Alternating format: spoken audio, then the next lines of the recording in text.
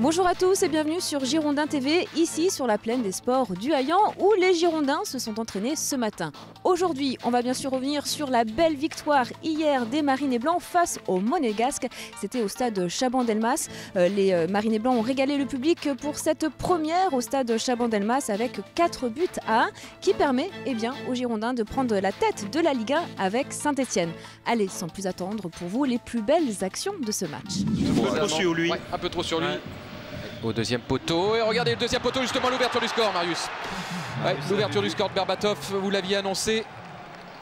Ouverture du score logique de la part de Monaco. Ah ouais, il n'y a rien à dire, mais regarde, Julien, il regarde pas derrière lui. C'est sorti du marquage. Il regarde pas derrière lui. Dimitar Berbatov, c'est sorti du marquage avec une intelligence remarquable. Du défenseur, de l'attaquant de la mine. Julien n'a jamais regardé derrière lui. Faubert qui va poursuivre son effort. Julien le centre, deuxième poteau, il n'y a personne. La tête, allez, le but, oui. L'égalisation.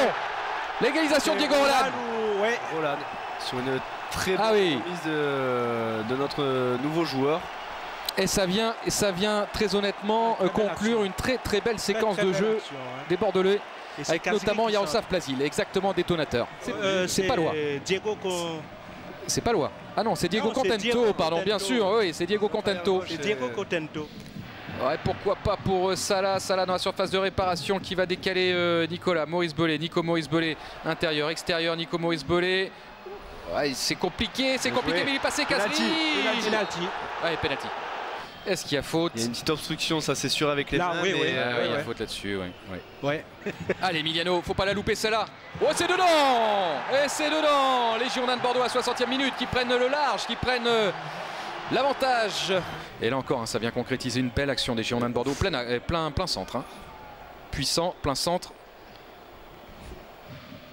C'est pas mal tiré. C'est pas mal tiré. Le troisième but. C'est pas mal tiré. C'est le troisième but pour les Girondins de Bordeaux. Et le doublé de Diego Roland.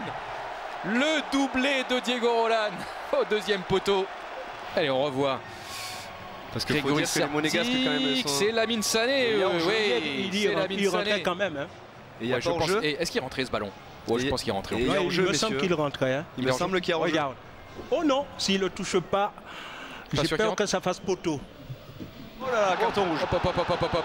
Et là, je pense qu'il y a vraiment carton rouge parce que derrière, s'il le touche pas, il y a quand même, il récupère le ballon. Il peut récupérer le ballon. Et qui va tirer ce penalty, messieurs? C'est vrai que c'est encore. Kazri qui a le ballon dans les mains. Non, oui, j'ai l'impression que c'est Kazri, que c'est pas Emiliano Sala. Il lui met que carton jaune.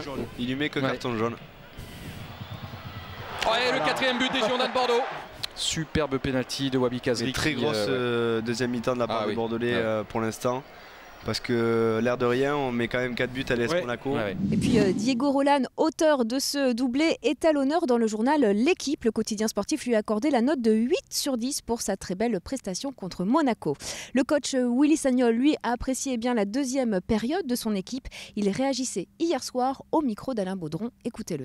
On était parti un petit peu sur une idée de jeu un petit peu nouvelle, avec 2 grands attaquants de pointe. C'était pour commencer, je dirais, le travail de Saab, commencer à user cette équipe monégasque.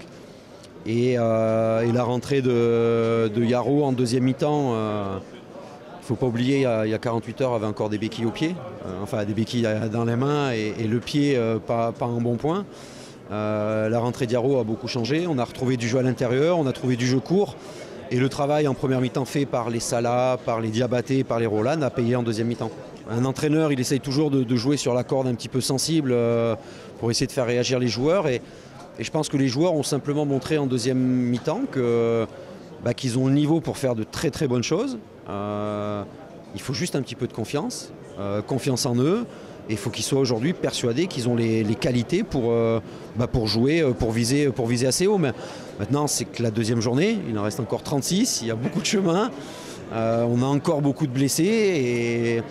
Mais on va continuer à s'accrocher. Et ce qu'on dit depuis le départ, là, on ne peut pas promettre beaucoup de choses, mais ce qui est sûr, c'est qu'on va promettre de se battre de la première à la dernière minute à tous les matchs. Voilà un coach plutôt satisfait. Et puis je vous le rappelle, vous pouvez bien sûr revoir ce match sur Girondins TV. Ça y est, c'est déjà la fin. Merci à tous pour votre fidélité. Demain, dans cette même émission, nous devrions recevoir le nouveau capitaine des Girondins, Lamine Sané. En attendant, passez une excellente soirée. À demain. Bye bye.